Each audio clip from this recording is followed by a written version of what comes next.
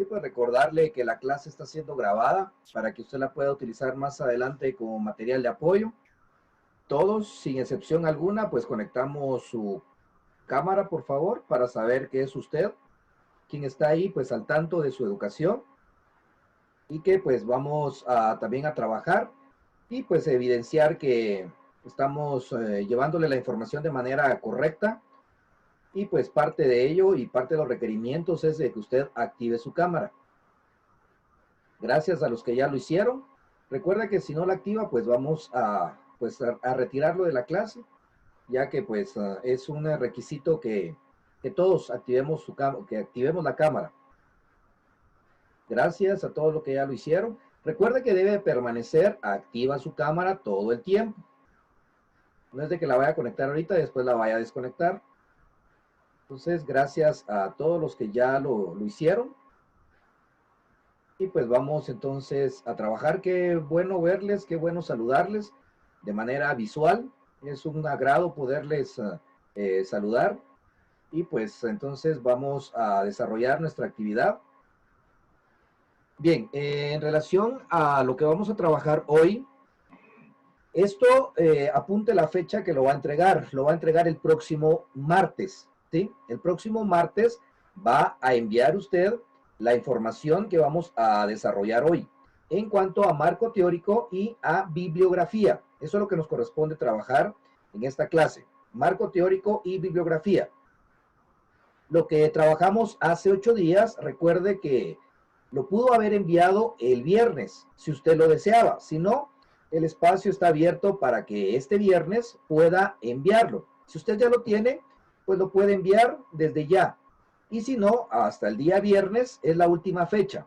Con esto ya estaríamos realizando la segunda entrega de este estudio de casos.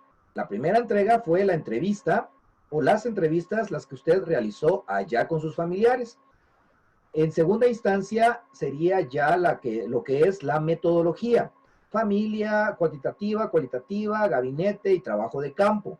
Eso sería este viernes. Para el próximo martes vamos a entregar entonces marco teórico y bibliografía. Ok, vamos entonces y desarrollemos lo que nos compete trabajar en esta clase. Ok, entonces acá esos documentos ya los tiene usted allá en Classroom, ¿sí? Si usted pues ya verificó, ahí en Classroom están todos estos documentos, ahí en la fecha del 29 al 3 de julio, es la fecha que estamos trabajando en esta semana. Entonces, siguiendo con los requerimientos del Ministerio de Educación, vamos entonces a poder ir viendo que nos pide precisamente el ir trabajando con lo que es el desarrollo. Acá lo vamos a ver, el esquema que el Ministerio de Educación ha enviado. Ya sufrirá algunos movimientos, pero por lo tanto, sigamos trabajando con estos requerimientos. Acá está el esquema que ya les había mostrado. Entonces nos vamos a centrar hoy en lo que es desarrollo. Acá está desarrollo y nos piden poder trabajar, definir el problema, hoy lo vamos a hacer, causas, consecuencias y descripción del contexto, ¿sí? Esto va a reunir 10 páginas, usted va a elaborar 10 páginas. Es muy diferente, hoy lo vamos a averiguar, es muy diferente trabajar estudio de casos a trabajar un marco teórico de tipo investigativo. Hoy vamos a ver por qué, ¿sí? Entonces, en primera instancia, nos vamos a centrar en descripción del contexto, ¿sí? Descripción del contexto. Vea lo que vamos a hacer. Esto que yo estoy presentando en este momento, donde dice datos de lugar, es la descripción del contexto. Esto yo se los voy a enviar, ¿sí? Únicamente ponga atención cómo los va a ir llenando, ¿sí? Preste atención en este sentido. Entonces, datos de lugar.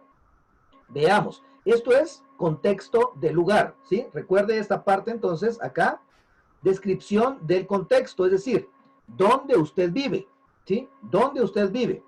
Ahora, datos de lugar. En primera instancia vamos a colocar la historia, ¿sí? La historia del lugar de donde vivimos. Por ejemplo, si usted vive, ¿qué le digo yo? Le voy a mencionar, por darle un ejemplo, las marimbitas. Ya, esto está allá por el Cerro Tajahuaquish, allá por la zona número 3, el Calvario de Huehuetenango. La historia de ese lugar, pues indica que hace más o menos unos, que sería unos 20 años atrás, sino un poquito más, 25 años por ahí, su nombre de las marimbitas lo debe a lo que es que había antes. De hecho todavía está la cueva, pero ya no se escucha tanto porque ya hay más casas, ya hay más ruido. Entonces, las marimbitas, incluso ahí en Canto a mi Huehuetenango, sale este lugar, ¿no? De las marimbitas. Entonces, este lugar toma su nombre porque cuando llovía antes, ¿sí? Que no habían tantas casas, era solo un terreno grande. Cuando llovía se filtraba el agua en esta cueva y se formaba una poza dentro de esta cueva.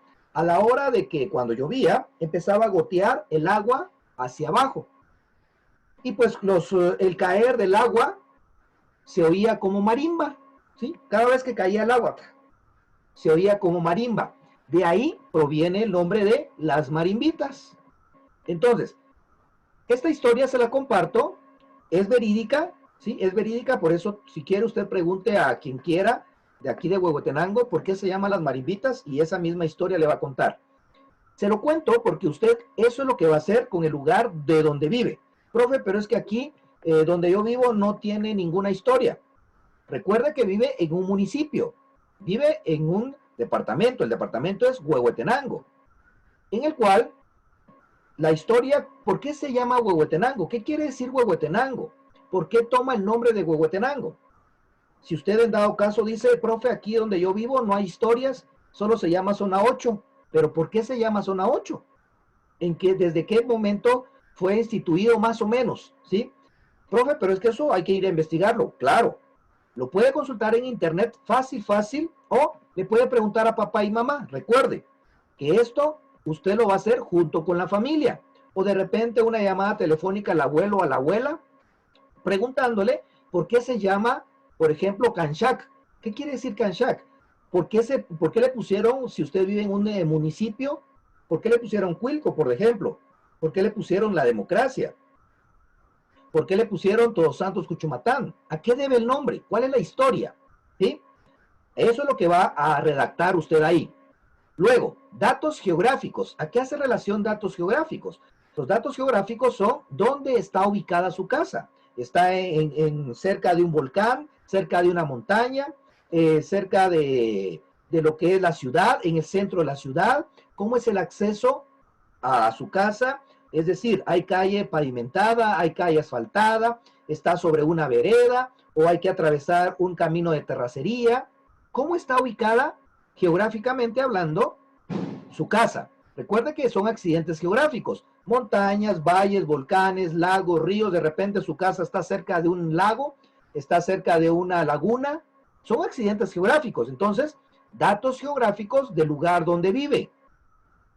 Colindancias. Esto de colindancias es hacia el norte, ¿con quién colinda? De repente hacia el norte colinda con un centro comercial, de repente colinda con un campo de fútbol, colinda con un estadio, al norte colinda con una escuela, con una iglesia, al sur colinda con un centro turístico, con unas piscinas, con un lago. Colindancias, a eso hace referencia. Hacia el norte, ¿con quién colinda? Hacia el sur, que hay a la par de su casa, al norte, sur, este u oeste. ¿Sí? ¿Cuáles son las colindancias? División política. ¿Cuál es la división política de donde vive? ¿Es un municipio? ¿Es un departamento? ¿Es un paraje? ¿Es una zona? ¿Es un cantón? ¿Es un barrio? ¿Es ¿qué sería? ¿Una colonia? ¿Dónde vive? ¿Cuál es la división política? Si usted dice, profe, pero yo vivo en lo que es San Sebastián, entonces su división política es San Sebastián. Si vive en el centro de San Sebastián, porque si viviera en una localidad de San Sebastián, pues coloca el nombre de la localidad. Si viviera en San Sebastián, en el centro, San Sebastián, Huehuetenango, Guatemala. Esa es la división política, ¿sí? Huehuetenango, San Sebastián, Huehuetenango, Guatemala. Si usted vive en una zona de Huehuetenango, zona 8 de Huehuetenango, Guatemala. Entonces sería Huehuetenango, Huehuetenango, porque vive en el departamento y en la cabecera de Huehuetenango. Entonces, Huehuetenango, Huehuetenango, Guatemala. Zona número 8, Huehuetenango, Huehuetenango, Guatemala. Entonces, a eso hace relación división política. Lugares turísticos. Si usted vive o en su colonia, en su zona o cerca de su casa, hay lugares turísticos. Profe, pero yo vivo en la zona 1 de Huehuetenango o en la zona número 1 en la parte central de Cuilco, de Aguacatán. No hay centros turísticos. Cerca de mi casa, ok, cerca de su casa no, pero en el departamento, en Huehuetenango, hay infinidad de centros turísticos, ¿sí? En su comunidad también hay centros turísticos. En Cuilco, en Chantla, en Baría, Soloma, en todos estos lugares hay centros turísticos. ¿Cuáles son los centros turísticos? ¿Cuáles son los lugares turísticos de su comunidad, de su departamento, de su municipio, de su colonia? ¿Sí? Centros turísticos, lugares turísticos. Fiestas titulares o fiesta titular. Esto no tiene nada que ver con religión, se lo aclaro. Porque de repente usted va a decir, profe, pero es que como mi familia no celebra, por ejemplo, aquí en Huehuetenango, que es del 12 al 15 de julio, lo que es la fiesta patronal en honor a la Virgen del Carmen. ¿Sí? Puede que mi familia no la celebre, pero es que es la fiesta titular del departamento, la fiesta titular del municipio, la fiesta titular de mi comunidad, aunque usted no la celebre. No tiene nada que ver. Profe, pero yo no creo en eso. Está bien. Es que no estamos hablando de creencias. Estamos hablando de una fiesta titular. ¿Sí? Ojo con eso. No quiero que entre ahí a situaciones de que, no, profe, yo no voy a poner nada porque mi religión no me lo permite. Es que no estamos hablando de religión. Recuerde que es un informe técnico, ¿sí? Es un informe de estudio de casos. Entonces, ahí por favor coloca usted la fiesta patronal, la fiesta titular. ¿De qué fecha a qué fecha? Todos los datos ahí, que se celebra del 12 al 15 en honor a, eso es lo que va a colocar ahí en fiesta titular. Actividades económicas. ¿Qué actividades económicas tiene su familia? ¿Sí? De repente sale a trabajar de casa, tiene un negocio, trabaja en, ¿qué le digo yo? En un centro comercial, ¿sí? ¿Cuál es la actividad económica de su familia? Actividad económica de su familia. Ok, luego, producción pecuaria. De repente usted dirá, profe, pero en mi casa no cultivan nada, no nos dedicamos a la crianza de nada. Ok, acá en esta productividad pecuaria, usted va a colocar, si su familia no se dedica a ninguna de estas situaciones, la comunidad. ¿A qué se dedica la comunidad en general? De repente en la comunidad se dedican a la crianza de ganado, a la crianza de cerdos, a la crianza de gallinas, a la crianza de ¿qué más? De caballos, no sé, ¿sí? Producción pecuaria, o de repente siembran, hacen agricultura ahí en su comunidad, aunque su familia no lo haga, pero la comunidad sí. Usted colocará ahí si siembran papa, arroz, maíz, plátanos, bananos, manzanas, ayotes, frijol, no sé. Producción pecuaria, tómelo en cuenta. Luego, producción artesanal. Si su familia no practica ninguna producción artesanal, recuerde que la producción artesanal es todo lo elaborado de manera manual. No necesitamos máquinas, ¿sí? No necesitamos máquinas. Entonces, la producción artesanal es todo lo que podemos elaborar. De repente, mi familia no, pero mi comunidad o cerca o ahí en los alrededores de mi comunidad hacen adobe, hacen block, hacen ladrillo, hacen teja, ¿sí? ¿Cuál es la producción artesanal que hacen? O de repente hacen productos, ¿qué le digo yo? Producto de empanadas, porque eso es producto artesanal, empanadas, porque son elaboradas con las manos, pan, que es su producción artesanal, porque no necesita máquinas, solo necesita pues la mano del hombre. Entonces tómelo en cuenta esto, producción artesanal. De repente usted vive en una zona donde hay una panadería, entonces esa es producción artesanal, ¿sí? Luego de esto, clima y suelo. ¿De qué clima es el lugar de donde usted vive? Si usted vive aquí en Huehuetenango es clima cálido. Si usted vive allá por Baría, Soloma, es clima frío, ¿sí? ¿Qué clima se desarrolla en su comunidad? Si ustedes la parte de aquí abajo de San Sebastián, de aquí hasta la Mesilla, es clima cálido, ¿sí? Entonces, ahí qué tipo de clima es el que está en su comunidad. El tipo de suelos, clima y suelos. El suelo ¿es productivo o no es productivo? Es decir, ¿se puede sembrar o no se puede sembrar? Ahí es donde usted va a colocar qué tipo de suelo. ¿Es fértil o es infértil? ¿Es árido? ¿Es húmedo? ¿Es arenoso? Todos los que son los tipos de suelos. Luego, salud. ¿Cómo está en salud su familia? ¿Se enferman frecuentemente? ¿Es una salud estable? ¿Cómo está en salud su familia? Ahí es donde colocará el nivel de salud que tiene su familia. Pues es normal porque se enferman de una gripe, les da dolor de cabeza, dolor de estómago, es por el estrés, pero todo bien. No, profe, en mi casa pues sí hay padecimiento congénito. Recuerda que el padecimiento congénito es enfermedades heredadas. De repente en la familia hay una persona que heredó, ¿qué le digo yo? Problemas cardíacos, problemas arteriales, en fin. Salud, ¿cómo está en salud su familia? Viviendas. La vivienda es cómo está la vivienda de su casa.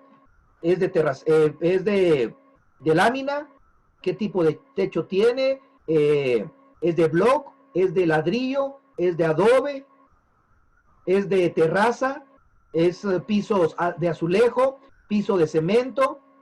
¿Cómo es el piso de su casa? ¿Cómo es las paredes de su casa? ¿Qué tipo de techo tiene? ¿Sí? A eso hace referencia vivienda. ¿Cómo es su casa? Entonces, todos estos datos, recuerde que son parte de lo que es la descripción del contexto, ¿sí? Acá podemos ver descripción del contexto. No se preocupe, esto yo se lo voy a compartir en Classroom. Luego de esto, entonces ya definimos la descripción del contexto. Vamos ahora a definir el problema, causas y consecuencias. Repito, todo esto hará 10 páginas de marco teórico. Todo lo que estamos viendo hoy es 10 páginas, ¿sí? 10 páginas. Ahora, veamos entonces definir el problema, causas y consecuencias. Veamos acá. Acá es importante que separemos y que veamos la diferencia de lo que es alimentación y nutrición, porque resulta que en esta época, en la actualidad, estos dos temas, alimentación y nutrición, son de importancia, por eso es de que los estamos abordando, y recuerde que son prioridades de país, ¿sí? Son prioridades de país. Entonces, acá dice, profe, me voy a salir y volveré a entrar porque no escucho nada. Ok, perfecto. ¿Sí? Está bien, no hay problema. Entonces, les decía que alimentación y nutrición son totalmente diferentes, aunque muchas personas dicen es lo mismo, pero hoy nos vamos a dar cuenta que hablar de alimentación es totalmente diferente que hablar de nutrición, aunque una dependa de la otra. Pero vamos entonces a conocer las diferencias. Apunte por ahí, por favor, porque seguramente esto puede servirle para un desafío académico, ¿sí? Puede ser, ¿no? Puede ser que esto le pueda servir para un desafío académico. Entonces, ¿cuál es la diferencia de alimentación a nutrición? Veamos. Alimentación hace referencia a todos aquellos aspectos culturales y psicológicos, es decir, son todos aquellos aspectos donde yo tengo la creencia de que si me como cierta verdura, si me como cierta planta o cierta hierba, me va a ayudar en mi salud, se me va a quitar cierta enfermedad. A eso hace relación alimentación, y también es el proceso de cómo seleccionamos, preparamos y consumimos los alimentos. De repente usted se alimenta, por ejemplo, le han dicho o tienen la costumbre, tienen la cultura en su casa de que las verduras no se pelan, solo se lavan bien y se comen con cáscara porque contienen más nutrientes. ¿Sí? Eso es una posibilidad. A eso nos referimos con alimentación, que son aspectos sociales y culturales. Y la alimentación hace relación básicamente a todo lo que comemos. Son todos los alimentos que comemos. Eso es la alimentación, ¿sí? Ahora, veamos nutrición. La nutrición se refiere a todo lo que pasa dentro de mi cuerpo cuando me alimento. es todo el proceso como la digestión, absorción y utilización de los nutrientes que se encuentran en los alimentos. ¿Sí? Nos damos cuenta entonces que alimentación refiere a todo lo comestible. Nutrición es el proceso que pasa dentro de mi cuerpo cuando como, ¿sí? Ese es el proceso de nutrición. Vemos entonces estas grandes diferencias abismales de lo que es alimentación y nutrición. Es importante que usted tenga claro estos conceptos. ¿Para qué? Para poder saber de que alimentación y nutrición son aspectos diferentes y que por eso es la prioridad del país. ¿Sí? Ok. Veamos entonces. Ahora, aquí le voy a dar otro dato. Apúntelo, por favor, porque puede que yo se lo pregunte en un desafío académico o un desafío virtual. ¿Sí? ¿Cuál es la diferencia de un estudio de casos a una investigación? ¿Sí? ¿Cuál es la diferencia de un estudio de casos a una investigación? En primera instancia, el estudio de casos es real y personal. Por eso usted lo está realizando el estudio de casos con su familia. El estudio de casos es real y personal. Por eso lo trabajamos con la familia.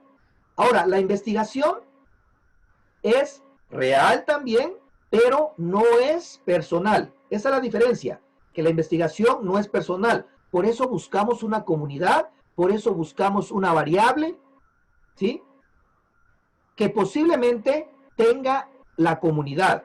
Mientras que en el estudio de casos, como es personal, ya sabemos cuál es el problema, ¿sí? Ya sabemos cuál es el problema. No tenemos que investigarlo porque somos parte de esa familia. Yo sé cuáles son las deficiencias alimentarias, nutritivas de mi familia. ¿Cómo lo vamos a averiguar?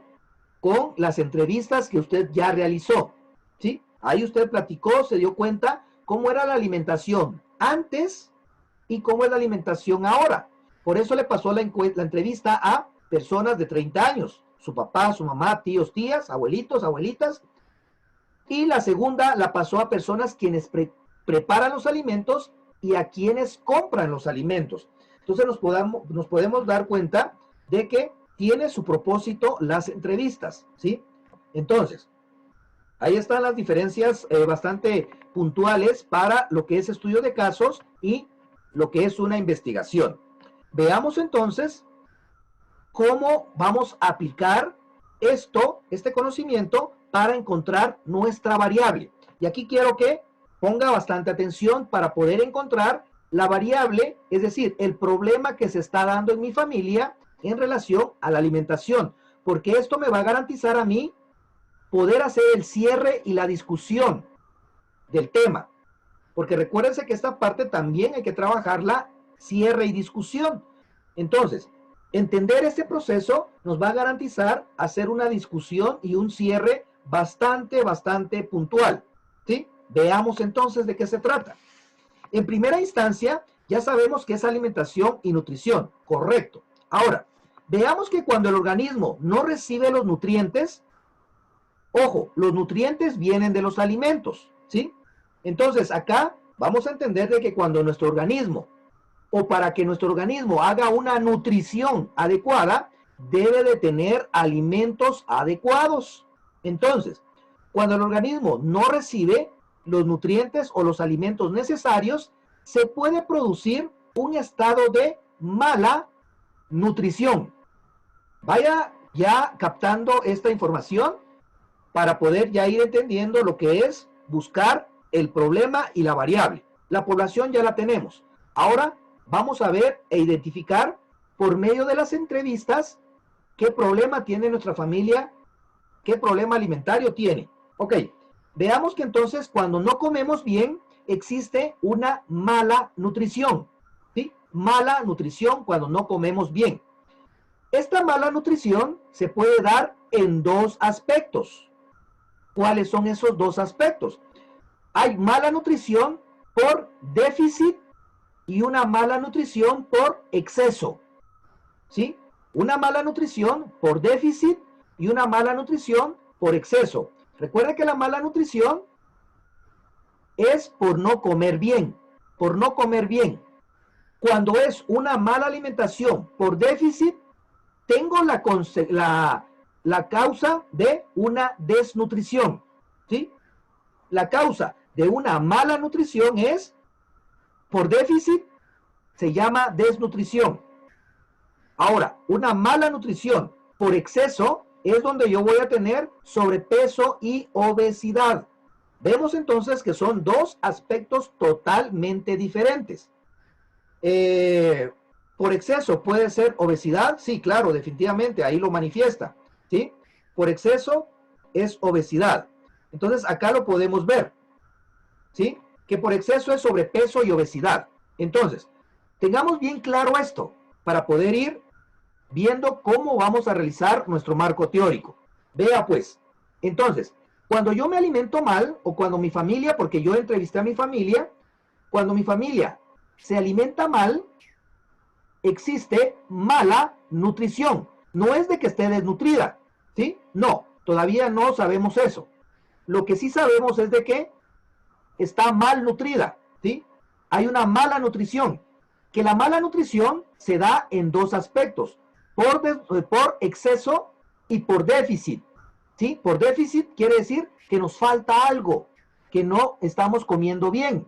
Ahora, por déficit, aquí es donde encontramos que se da por una desnutrición. Cuando tenemos una mala alimentación por déficit, estamos hablando de desnutrición, ¿sí? Aquí sí acabe desnutrición. Ahora, cuando la mala alimentación se da en exceso, es decir, como de manera desmesurada, no tengo horas para comer, se da por exceso y se puede dar los problemas de obesidad y sobrepeso. Ok, profe, pero ¿cómo sabemos si nuestra familia tiene un déficit o un exceso de alimentación? Entonces, aquí es sencillo. ¿Qué es lo que vamos a hacer? Vea lo que vamos a hacer.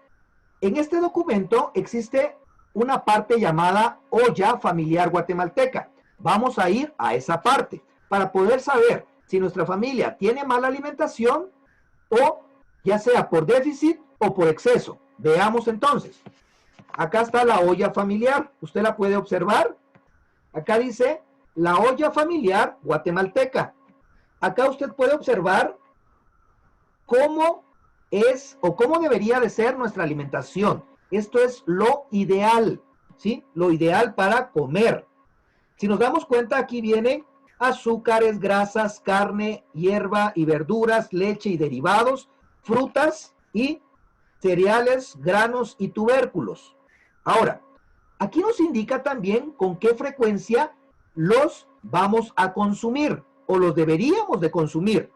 Entonces, según las entrevistas o según lo que usted puede observar en su casa, usted puede ya ir determinando si tiene una mala alimentación por exceso o por déficit.